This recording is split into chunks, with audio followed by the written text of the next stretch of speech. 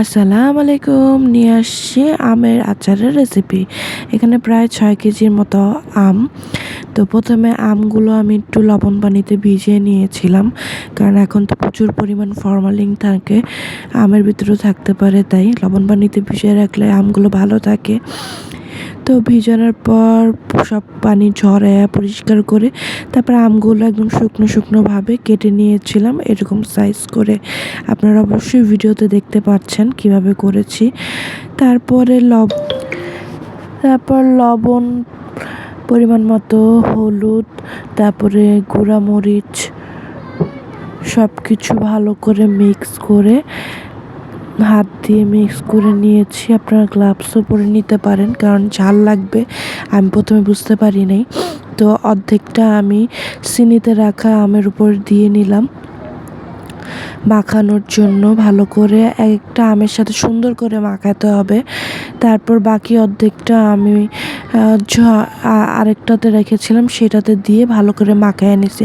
তারপর সবগুলো আমি একসাথে করে ভালো করে মাখিয়ে নিচ্ছিলাম। যত ভালো করে মাখাবেন তত ভালো মিক্স হবে। তারপরে 2 দিন লাগে শুকিয়ে নিচ্ছি। মাঝখানে আমি একদিন অসুস্থ হয়ে গেছিলাম, তাই একটু বেশি শুকিয়ে গেছে।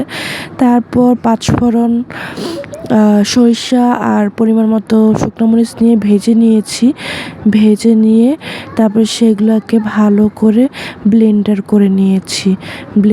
আপনারা দেখতেই পাচ্ছেন, ভেজে নিয়ে ব্লেন্ডার করেছি। তারপরে প্রায় 1.5 লিটারের মতো তেল আমি নিয়েছি।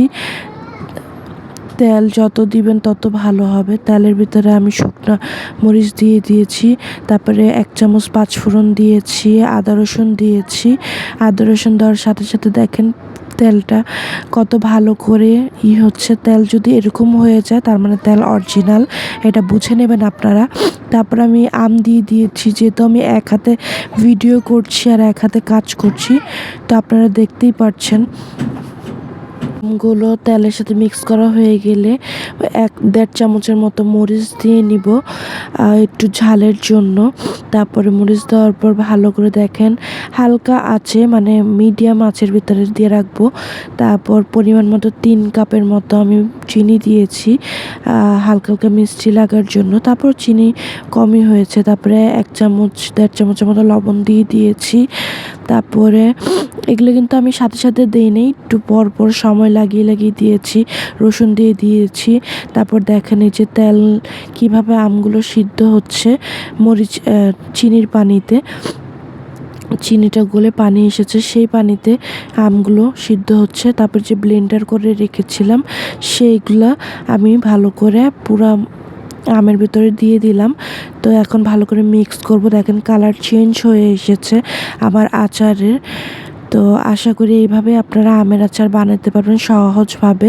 আর লাস্টে ভিনেগার দিয়েছি।